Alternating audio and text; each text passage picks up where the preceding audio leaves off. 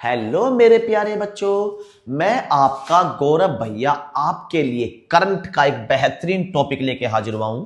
Topic आप पढ़ पा रहे होंगे, पद्म पुरस्कार 2026। पद्म पुरस्कार 2026, ठीक है। मैं इस पे वीडियो डाल रहा हूं, आप कोशिश करें इस टॉपिक को जरूर पढ़ें।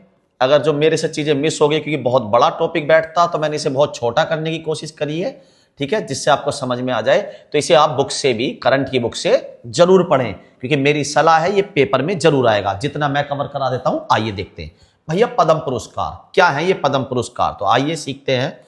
1954 में भारत सरकार के द्वारा ये शुरू किए गए। भारत सरकार के द्वारा ये पुरस्कार शुरू किए गए। अच्छा भैया जी, क्या शुरू किए गए? पद्म पुरस्कार। तो आइए समझते हैं। 1954 में भारत सरकार ने एक तो भारत रत्न को शुरू किया, भारत रत्न, और उसे भारत का सबसे बड़ा पुरस्कार घोषित किया, भारत रत्न। और उसी साल ही इससे एक छोटा पुरस्कार चलाया जिसे भारत रत्न के बाद माना गया सबसे बड़ा पुरस्कार, उसका नाम है पद्म विभूषण। पद्म विभूषण। और इसमें 3 कैटेगरियां बांटी गई। भैया कौन कौन सी वो कैटेगरी दी गई? पहली, ठीक है, पहला वर्ग, जिसे नाम दिया गया पहला वर्ग, यानी कि 3 वर्ग में बांटा गया। फिर नाम दिया गया दूसरा वर्ग और तीसरा वर्ग। 3 वर्ग में पद्म विभूषण को बांटा गया। ये कब की बात बता रहा हूं? 1954। तो 1954 में भारत सरकार ने 2 पुरस्कार शुरू किए, पहला भारत रत्न और दूसरा पद्म विभूषण। भैया बिल्कुल बात समझ में आ गई। 1954 में भारत देश ने या भारत देश की सरकार ने 2 पुरस्कारों की शुरुआत करी, पहला भारत रत्न, दूसरा पद्म विभूषण। इसे सबसे श्रेष्ठ मान के घोषित किया गया। उसके बाद दूसरे नंबर पे पद्म विभूषण, और इसमें भी 3 वर्ग बांटे गए। पद्म विभूषण पहला वर्ग, दूसरा वर्ग, तीसरा वर्ग। और बाद में 8 जनवरी 1954 से वो स्टार्ट हुए। 1955 में राष्ट्रपति जी ने, हमारे उस समय के राष्ट्रपति जी कौन थे बेटा? डॉक्टर राजेंद्र प्रसाद। तो डॉक्टर राजेंद्र प्रसाद जी ने पद्म विभूषण के जो वर्ग हैं, प्रथम वर्ग, दूसरा वर्ग और तीसरा वर्ग, इनके नाम बदलने की उद्घोषणा जारी करी। और उसी बार प्रथम वर्ग को नाम दिया गया पद्म विभूषण। कब दिया गया? 1955 में। पहले ये क्या था? 1954 में पद्म विभूषण, जिसके 3 वर्ग थे, प्रथम वर्ग, द्वितीय वर्ग और तीसरा वर्ग। और 1955 में राष्ट्रपति अभिभाषण कह रहा हूं, राष्ट्रपति जी के उद्घोष के द्वारा इन्हें नाम दिया गया पद्म विभूषण, ठीक है।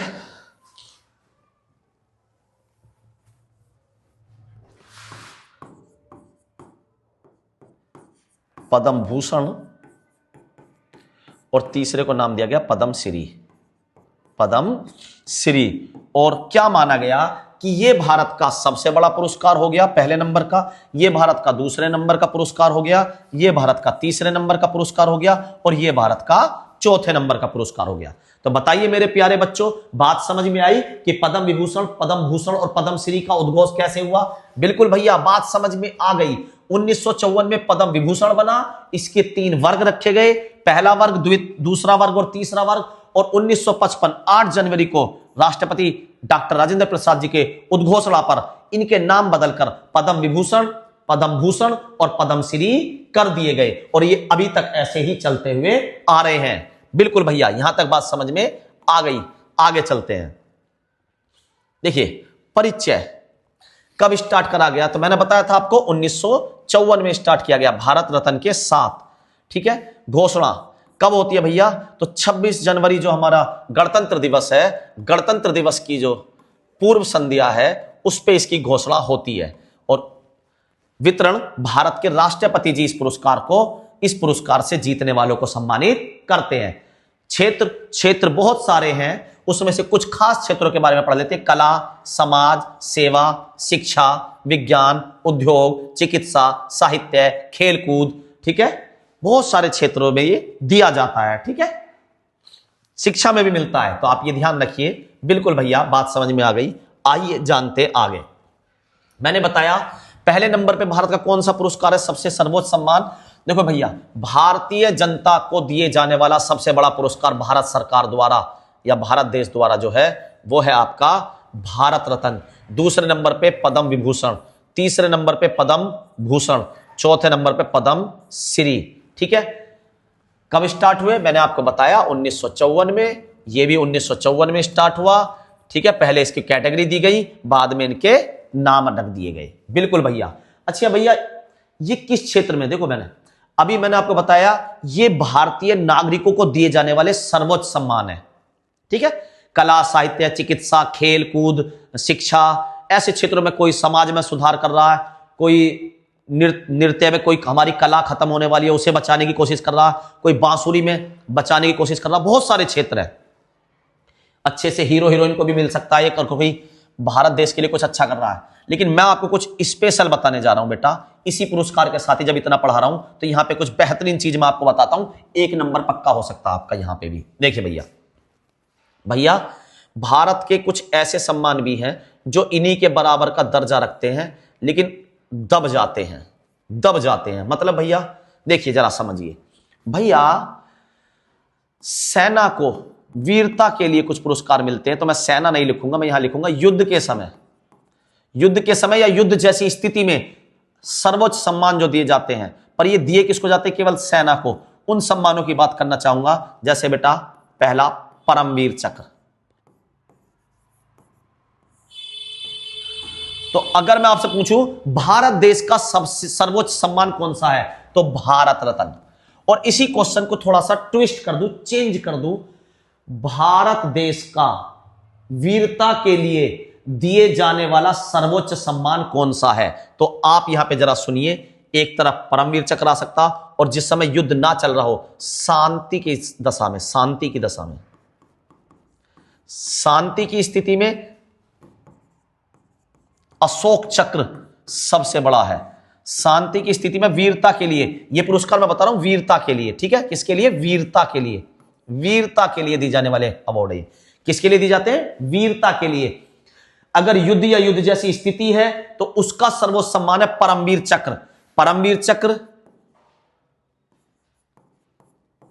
महावीर चक्र और तीसरा वीर चक्र। लेकिन ये केवल सेना को दिए जा सकते हैं। किसको दिए जा सकते हैं? ये तीनों भैया केवल सेना को दिए जा सकते हैं। तो मैं फिर बता रहा हूं, भारत रत्न सबसे बड़ा पुरस्कार है, लेकिन भारतीय नागरिकों का वो भी सामान्य स्थिति में। आपने कला के क्षेत्र, साहित्य के क्षेत्र, अगर आपने कोई वीरता का काम करा है तो इनसे कोई लेना देना वीरता का नहीं है। फिर आप तुरंत आ जाएंगे इधर, वीरता के क्षेत्र में अगर सेना में कोई आपने युद्ध के जैसी स्थिति में कुछ बहादुरी करी है, या तो युद्ध में दुश्मन से लड़ रहे हैं, आप चाहे लड़ते हुए शहीद भी हो गए हो, बेटा ये जब भी मिल सकते हैं। अगर आप लड़ते हुए शहीद भी हो गए तो भी मिलेगा, यानी कि जिंदा रहने पे भी मिल सकता है और मरणोपरांत भी मिल सकता है। ठीक है, लेकिन हमें क्या बताया जाता है कि ये मरणोपरांत ही मिलता है ना। लेकिन मैं फिर वही बात कर रहा हूं, अगर आपने बहुत ज्यादा वीरता दिखाई है युद्ध के क्षेत्र में, तो ये तीनों पुरस्कार दिए जाते हैं, तीनों, और मरणोपरांत भी दिए जा सकते हैं। ऐसा नहीं कि जिंदा है आदमी तभी दिए जाएंगे। और ज्यादातर एक बात तो मरणोपरांत ही परमवीर चक्र मिलता है। ठीक है, लेकिन ऐसा नहीं कि अगर कोई आदमी मरेगा नहीं तो परमवीर चक्र नहीं मिल सकता। इस पे बहुत बहस चल रही है, अपवाद चल रहा है कि किसी का अगर हाथ कट गया लड़ते हुए तो क्या होगा, किसी की टांग ही अपनी, मतलब कोई पूरी जिंदगी से बर्बाद हो गया और इस तरीके से दुश्मनों को मार दिया, जैसे कारगिल की चोटी से एक विजेता फतेह कर ऊपर से कूद गया, तिरंगा झंडा ऊपर गाड़ के, और सूचना देने के लिए, क्योंकि सब उसके साथी लोग शहीद हो गए, ऊपर से कूद गया और नीचे आके उसकी जान भी बच गई। चोटी से कूद गया और नीचे आके सूचना भी दे दी कि हमने किला वो चोटी फतेह कर ली और जान भी बच गई। तो इसलिए विवाद भी चल रहा है इस पे। तो मरणोपरांत भी दिया जा सकता है। परमवीर चक्र सबसे श्रेष्ठ है, सेना को ही दिया जाएगा। महावीर चक्र भी सेना को दिया जाएगा और वीर चक्र भी। ये तीनों केवल सेना को मिल सकते हैं युद्ध या युद्ध जैसी स्थिति में। शांति की स्थिति कैसे? अभी एक बात बताओ, शांति की स्थिति थी, पुलवामा हमला हुआ, क्या हमारा देश पाकिस्तान से युद्ध लड़ रहा था? भैया शांति की स्थिति थी, लेकिन आतंकवादी घटना हुई। अभी पुलवामा के बाद कौन सा हुआ वो जम्मू कश्मीर में एक हमला हुआ पहलगाम, ठीक है। तो पहलगाम में भी क्या युद्ध लड़ रहे थे हम? पहलगाम में नहीं, अपना घूमने गए थे, भारत के नागरिक अपना पर्यटन बना रहे थे बेटा, पर्यटन स्थल पे गए थे अपना पिकनिक एंजॉय करने, और वहां पे हमारे ऊपर आतंकवादी हमला हो जाता है। तो ऐसी स्थिति, या कहीं पे बस खाई में फंस गई, कहीं आग लग गई, उस स्थिति में, मतलब युद्ध से कोई लेना देना नहीं है, आतंकवादी घटना है, तो ये आतंकवादी घटना है, या कोई बस वगैरह फंस गई है, खाई में गिर गई है, या कहीं आग लग गई है, या कहीं भूकंप आ गया, ऐसी स्थिति सामान्य है, युद्ध वाली स्थिति नहीं, सामान्य स्थिति में। आतंकवादी घटना भी युद्ध नहीं है, ठीक है। तो ऐसी घटनाओं में अगर, अब मैं एक बात बताऊं, आतंकवादी ने हमला करा तो तुमने देखा होगा, वो मैंने नाम ध्यान नहीं आ रहा, मोहम्मद लड़के का उसका, तो वो क्या है, चुपट जाता आतंकवादी से, और बाद में आतंकवादी जी उसमें, सॉरी बेटा, आतंकवादी जी बोल के मैं बोला, हमारे से उसको वीर बहादुर जी को, जो भी उसका नाम रहा मेरे ध्यान नहीं, उसे गोली मार देते हैं। तो ऐसे कायर आतंकवादियों को क्या कहोगे आप? लेकिन जो उस गोली से शहीद हुआ तो वो किस युग का, तो वो परमवीर चक्र का हकदार नहीं होगा, अशोक चक्र का हकदार, ठीक है। ये अशोक चक्र से नीचे भी होते हैं बेटा, इसमें भी कौन से होते हैं भैया? कीर्ति चक्र। जरूरी नहीं कि सरकार अशोक चक्र ही दे, कीर्ति चक्र भी दे सकती है, या इससे नीचे भी होता है एक शौर्य चक्र। शौर्य चक्र। तो ये पुरस्कार कब मिलते हैं? आतंकवादी घटना का वीरता से लड़ाई करने पर, या आपके कहीं पे कोई हादसा हो गया है, एक्सीडेंट वगैरह में किसी की जान बचाने पर, जैसे बस है या ट्रेन है, हादसा हो गया, बहुत लोग मर सकते थे, आप वीरता से गेट खोल के 10-5 आदमियों को निकाल लेते हो, तो ऐसी वीरताओं के लिए, या आपका भूकंप आ गया, उसमें बहुत सारे शहर में घर टूट गए हैं, वहां पे मलबे में लोग दबे हुए हैं, वहां पे आप वीरता दिखाते हैं। कहीं आग लग गई है किसी घर में, या किसी होटल में, या किसी रेस्टोरेंट में, या किसी मॉल में, वहां से आप लोगों को बचा कर लाते हैं, तो ये शांति के क्षेत्र में, समझ रहे नहीं, उस समय युद्ध की स्थिति नहीं है, शांति के क्षेत्र में, लेकिन दिया किसके लिए जा रहा? वीरता के लिए। दिया किसके लिए जा रहा? वीरता के लिए। ये युद्ध के समय में दिया किसके लिए जा रहा? वीरता के लिए। तो आप समझ गए होंगे, इनका वीरता से मतलब नहीं है, ये है देश के लिए नाम रोशन करना, यह है देश के लिए वीरता दिखाना, यह है देश का नाम रोशन करना। जैसे शाहरुख खान, अभी कोई फंस गया था दुबई में, तो दुबई के ब्रांड एम्बेसडर कौन है? शाहरुख खान।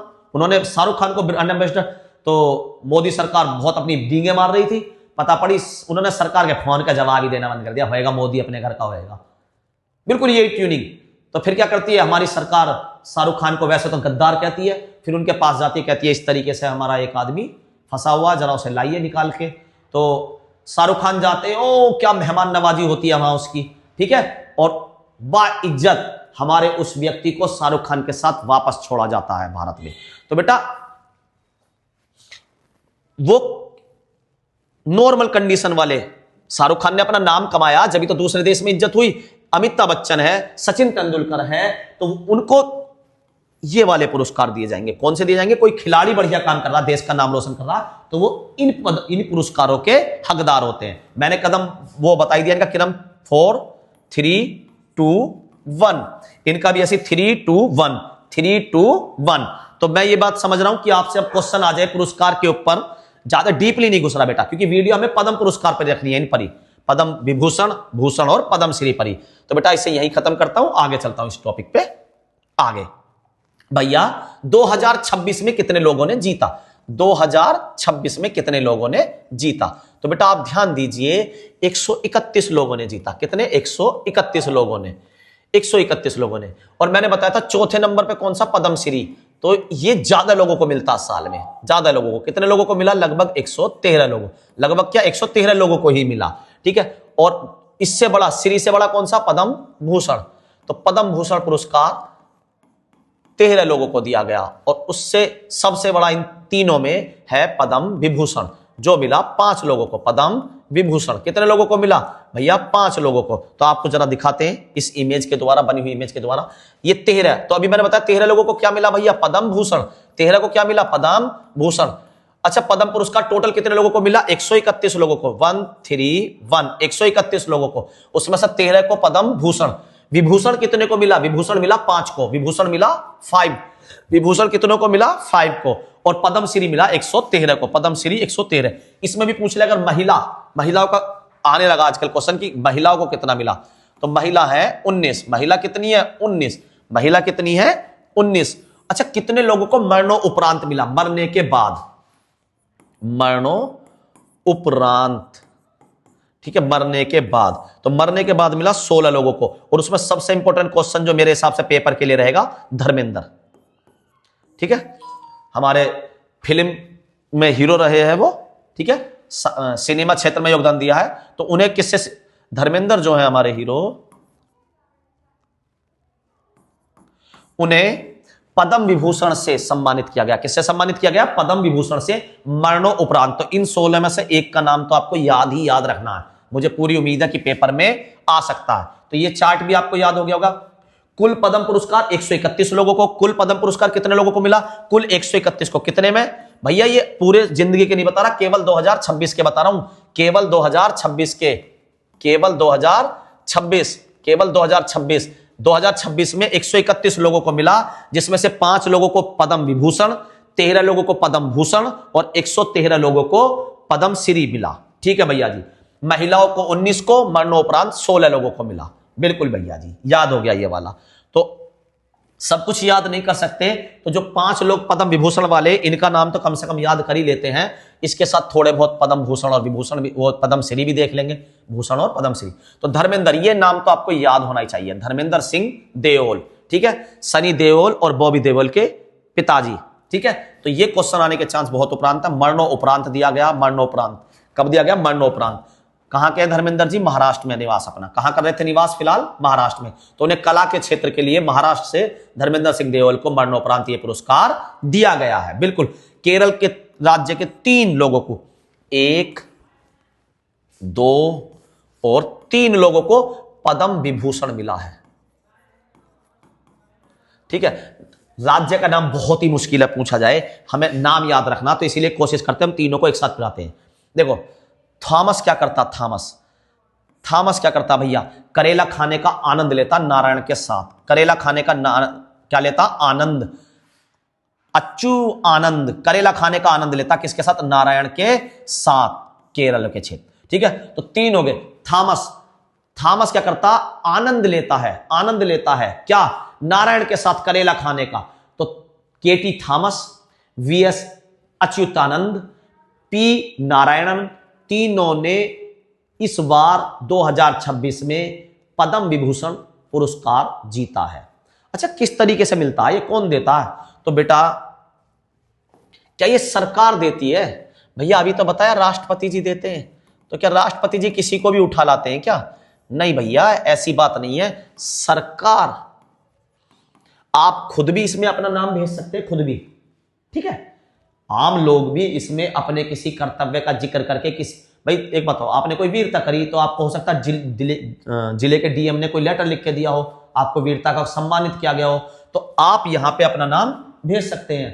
किसी में आपने कोई अच्छा काम कर दिया हो, कला के क्षेत्र में करते हो, आपने स्पोर्ट्स में कुछ अच्छा कर रहे हो अपने जिले में, तो आप अपना नाम यहां भेज सकते हो। लेकिन यहां पे ज्यादातर विजेता देश के स्तर पे होते हैं। तो ये कैसे मिलता है भैया? सरकार अपने मंत्री परिषद में से कुछ मंत्री को, ठीक है, प्लस देश के कुछ प्रतिष्ठित लोगों को, ठीक है, जो भेदभाव ना करें, ऐसे लोगों को चुनकर एक कमेटी बनाती है। वो लोग बहुत सारे नामों को प्रस्तावित करते हैं पहले, ठीक है, पहले बहुत सारे नामों को प्रस्तावित करा जाता है। कुछ लोग खुद भी इसमें प्रस्ताव भेज सकते हैं, लेकिन ऐसा कम ही होता है, क्योंकि आदमी को डर लगता है कि अगर ठीक है मैंने अपना नाम भेजा और मेरे को सिलेक्ट नहीं किया गया तो कहीं मेरी बदनामी ना हो जाए। ठीक है, तो ज्यादातर लोगों को जो ये कमेटी है ये खुद यहां पे रिकमेंडेड करती है, सिफारिश करती है। फिर जब बहुत सारे नाम इकट्ठे कर लिए जाते हैं तो फिर कमेटी एक एक करके सब पे चर्चा करके डिसीजन करती है। ठीक है, और भैया जी एक बात और बता दूं, ऐसा नहीं है कि अगर किसी ने पद्मश्री नहीं जीता आज तक तो ऐसा भी हो सकता है उसे पद्मश्री मिला नहीं मिला, इससे मतलब नहीं है। किसी का काम एकदम इतना पसंद आ गया हो इस कमेटी को, भाई आज से पहले सपोज करो धर्मेंद्र जी के नाम पर चर्चा ही ना हुई हो, मैं तो एक बात कहना चाह रहा हूं, अब अचानक चर्चा हो जाए, वो देखे यार इस आदमी ने तो पूरी जिंदगी इतनी मतलब तपस्या करी है कि फिल्मों के क्षेत्र में इतना काम करा है, इसे आज तक कोई पुरस्कार नहीं मिला, तो ऐसा भी हो सकता है कि इन्हें सीधा पद्मश्री ना देके पद्म विभूषण ही दे दिया जाए। तो मतलब ये जरूरी नहीं है कि जिसने पद्मश्री जीत रखा फिर वो पद्म भूषण जीतेगा, फिर वो पद्म विभूषण जीतेगा। कमेटी के ऊपर है कि वो किसी को डायरेक्ट भी पद्म विभूषण या पद्मश्री या पद्म भूषण दे दे। अच्छा, ऐसा भी बहुत केसों में मिला है जिसमें से सचिन तेंदुलकर, ऐसा भी हो जाता कभी कभी कि इन तीनों में से क्रम वाइज ना जीते और सीधा आप भारत रत्न जीत गए हो। तो यह भी जरूरी नहीं है कि भारत रत्न जीतने के लिए भी इनमें से कोई पुरस्कार आपको मिले या ना मिले। तो ऐसे भी कोई आवश्यकता नहीं है, ऐसी भी कोई आवश्यकता नहीं है। यहां तक बात समझ में आई? क्लियर? क्या हो? तो अब इन पांचों पे से एक धर्मेंद्र जी का नाम याद रहेगा, केटी, ठीक है, और दूसरा और तीसरा, तीन ये और एक चौथा ये, चार नाम याद हो गए। अब एन राजम, राजा जी उत्तर प्रदेश के, ये भी बाजी मार गए कला के क्षेत्र में। उत्तर प्रदेश के राजा जी कला के क्षेत्र में ये भी बाजी मार गए। ठीक है, क्लियर बेटा? तो ये पांच लोगों को पद्म विभूषण से सम्मानित किया गया है, पद्म विभूषण से सम्मानित किया गया है। पहला, दूसरा, तीसरा, चौथा और ये पांचवा मान लो। ठीक है, तो धर्मेंद्र जी को मिला है। ठीक है, केटी थॉमस, थॉमस तो भैया आनंद ले रहा करेला खाने का, किसके साथ? विष्णु जी के साथ, सॉरी नारायण जी के साथ, नारायण के साथ ले रहा। ठीक है, करेला खाने का, केरल के। राजा जी कहां के जीत गए? राजम, एन राजम उत्तर प्रदेश के, एन राजम उत्तर प्रदेश के, एन राजम उत्तर प्रदेश के। आगे चलते हैं भैया जी, पद्म भूषण, पद्म भूषण, पद्म भूषण 2026, पद्म भूषण 2026। देखिए बेटा जरा यहां पे अलका याग्निक, ये फेमस नाम है। देखिए जरा, महाराष्ट्र में कला के क्षेत्र में, कला मतलब कला में क्या आ जाता है? आप हीरोइन है, आप किसी नाटक में काम कर रहे हैं, या आप इस तरीके का कोई भी काम कर रहे हैं, तो वो कला के क्षेत्र में आ जाएगा। ठीक है, अलका याग्निक, इन्हें कौन से मिले? पद्म भूषण। मैंने बताया कितने लोगों को मिला भैया? 13 लोगों को। तो 13 नाम याद रखना मुश्किल है। श्री मम्मूटी, श्री मम्मूटी, मम्मू, मम्मी मैंने क्या जीत लिया? मम्मी, मम्मू मैंने पद्म भूषण जीत लिया, मम्मू मैंने पद्म, मम्मूटी मैंने पद्म भूषण जीत लिया। अलका याग्निक गाना गाती हैं। उदय कोटक, उदय मैंने पद्म भूषण, उदय को भी क्या मिल गया? पद्म भूषण। विजय अमृतराज, ठीक है, ये खेल के क्षेत्र में है। ठीक है, फिलहाल इनका रहन सहन अमेरिका में, लेकिन पासपोर्ट भी इंडिया के पासपोर्ट पे खेल रहे हैं। ठीक है, अभी जैसे विराट कोहली, ठीक है, रहे इंग्लैंड में रहे लेकिन भारत में खेल रहे हैं। विजय अमृतराज खेल के क्षेत्र में। प्यारेलाल क्या जीत गया? पद्म भूषण। प्यारेलाल को क्या मिल गया? भगत सिंह को भी क्या मिल गया? भगत सिंह कोश्यार को भी पद्म भूषण। शिबू सोरेन, ठीक है, महाराष्ट्र के, झारखंड के मुख्यमंत्री भी रहे, इन्हें भी क्या मिला है? पद्म भूषण। तो आप इन नामों को याद कर सकते हैं, कुछ खास नाम है। आगे चलते हैं। रोहित शर्मा पद्मश्री, ये वेरी इंपॉर्टेंट है, तीन नाम वेरी इंपॉर्टेंट। रोहित शर्मा पद्मश्री, ये पेपर में आ सकता है।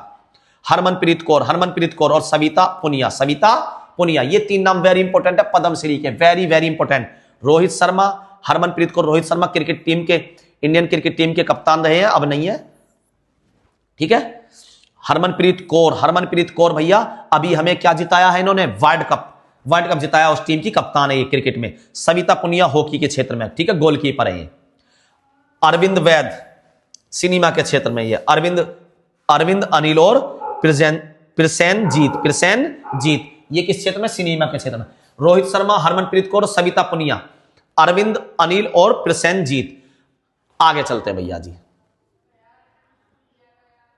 कुछ ऐसे लोग जो चर्चा में नहीं थे फिर भी अवार्ड में नाम आ गया, उनमें से 45 लोग ऐसे हैं लगभग जो ज्यादा हाई प्रोफाइल नहीं थे। जैसे अंकगड़ा, इन्हें पद्मश्री से नवाजा गया। अंकगड़ा। मोहन नगर नाम ध्यान रखना क्योंकि अजीब सा नाम है, पर्यावरण के क्षेत्र में। मोहन नगर को और कोलाकेल, देवी का अम्मा जी को पर्यावरण के क्षेत्र में दे दिया गया। भगवान दास रायवार, भगवान जी को भी क्या दे दिया गया भैया? पद्म पुरस्कार दे दिया गया। चरण हेम्बर्स को भी, देखो जरा, ये 4-5 नाम ज्यादा चर्चा में नहीं है तो सामान्य लोगों को मिला, तो ऐसे लोगों सभी को सुना। अंकगड़ा को मिल गया। मोहन नगर, बताओ, मोहन नगर कॉलोनी को भी मिल गया। हमारे गाजियाबाद में जो मोहन नगर है उसमें मिल गया। कोलाकेल, देवी का अम्मा जी को भी मिल गया, देवी का अम्मा जी को भी। भगवान जी को भी मिल गया, भगवान जी को भी। चरण हेम्बरम को भी मिल गया। तो ये 4-5 नाम हैं। आगे चलते हैं। ऐतिहासिक प्रथम, सबसे पहले एथलीट कहते हैं जो दौड़ लगाता, भाला फेंक, गोला फेंक, ठीक है, ऊंची कूद लंबी कूद ऐसे प्लेयर को कहते हैं एथलीट में। तो किसको मिला था? फ्लाइंग सिख यानी कि मिल्खा सिंह को। तो पहले एथलीट कौन थे जिन्हें ये अवार्ड मिला? तो पद्मश्री से सम्मानित किया गया था इन्हें। किससे शुरू किया गया था? पद्मश्री से। मिल्खा सिंह को पद्मश्री मिला था सबसे पहले। कब मिला था? 1959 में। 1959 में। प्रथम अभिनेत्री, इन्हें भी पद्मश्री से नवाजा गया था, ठीक है, 1958 में। 1958 में। और ये नरगिस दत्त, ये ही पहली वो हीरोइन है जिन्हें राज्यसभा में भी भेजा गया था, पहली बार राज्यसभा में भी। राज्यसभा में, तो राज्यसभा में जाने वाली पहली हीरोइन भी कौन है जो राष्ट्रपति मनोनीत करता? वो है नरगिस दत्त, संजय दत्त की मम्मी जी। संजय दत्त की मम्मी जी, ठीक है। इन्हें भी पद्मश्री मिला, इन्हें भी पद्मश्री मिला। हॉकी के जादूगर, इन्हें मिला पद्म भूषण। मेजर ध्यानचंद, आज भारत का सबसे बड़ा खेल पुरस्कार राजीव गांधी खेल रत्न पुरस्कार, उसका नाम बदलकर इन्हीं के नाम पे कर दिया गया, मेजर ध्यानचंद पुरस्कार। मेजर ध्यानचंद पुरस्कार, ठीक है। पद्म भूषण से सम्मानित किया गया 1956 में। तो देखो जरा, पहला क्वेश्चन, पहला एथलीट जो पद्म पुरस्कार जीता, तो भैया मिल्खा सिंह पद्मश्री जीते 1959 में। पहली हीरोइन 1958 में कौन जीती? संजय दत्त की मम्मी जी, क्या नाम है? नरगिस दत्त। हॉकी के जादूगर मेजर ध्यानचंद, पहले व्यक्ति खेल से संबंधित जिन्हें पद्म विभूषण से सम्मानित किया गया। पद्म विभूषण किस क्षेत्र में थे? हॉकी, 1956, ठीक है। खेल के क्षेत्र में पहला पद्म भूषण जीता, विभूषण नहीं, पद्म भूषण, ठीक है। अच्छा जी, खेल में प्रथम पद्मश्री, खेल की तरफ से 1 और 2, ये भी तो खेल के ही है। इसने पद्मश्री जीता, लेकिन कब जीता? 1959 में। फिर भैया इन्होंने जीता 1957 में। तो ये पहले प्लेयर हैं किसी भी खेल के जिन्होंने पद्मश्री अवार्ड जीता, ठीक है। क्या नाम है? बलबीर सिंह दोसांझ। ये भी क्या थे? हॉकी के खिलाड़ी थे। किसके खिलाड़ी थे? हॉकी के। भैया क्वेश्चन समझ में आए? खिचड़ी सी पक गई एक बार, दोबारा बताओ। देखो बेटा, अगर मैं केवल एक नॉर्मल क्वेश्चन लूं, ऐसे खिलाड़ी का नाम बताओ, ऐसे खिलाड़ी का नाम बताओ जिसने पहली बार पद्म पुरस्कार जीता हमारे देश में, तो भैया ये रे बलबीर सिंह दोसांझ। ऐसे एथलीट का नाम बताओ तो मिल्खा सिंह। ऐसे खिलाड़ी का नाम बताओ जिसने पद्म भूषण जीता, तो मेजर ध्यानचंद। ऐसे हीरोइन का नाम बताओ जिन्होंने पद्म पुरस्कार जीता था, पद्मश्री जीता था, नरगिस दत्त ने, ठीक है। ये पहले पहले पहले पहले है, ठीक है। आगे चलते हैं।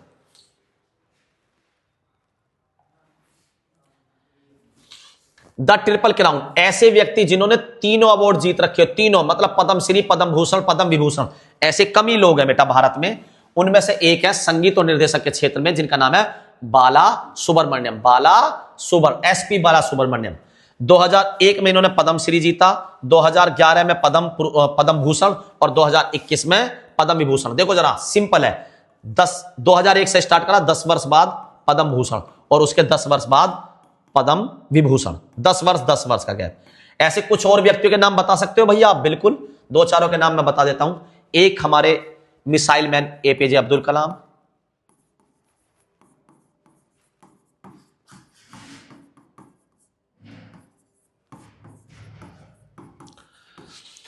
हमारे देश के राष्ट्रपति डॉक्टर जाकिर हुसैन। ये वो नाम बता रहा हूं जिन्होंने 3 अवार्ड जीते हुए हैं। अमिताभ बच्चन,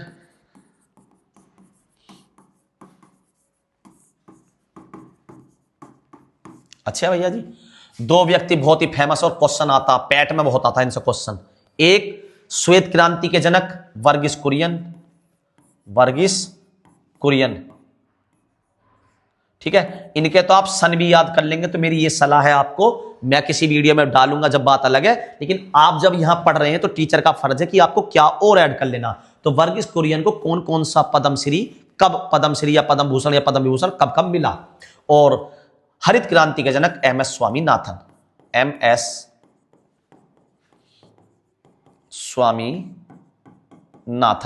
ठीक है। इन्होंने भी तीनों अवार्ड जीत रखे हैं, पद्मश्री, पद्म भूषण, पद्म विभूषण। तो ये 2 क्वेश्चन आप जरूर चेक करें, ये मेरी आपको व्यक्तिगत सलाह। भैया आप ही करा दो बेटा, वीडियो बहुत लंबी हो जाएगी, मैं यहां कराऊंगा। टॉपिक पे ही रहते हैं, ठीक है, ज्यादा नहीं खींचते बात को।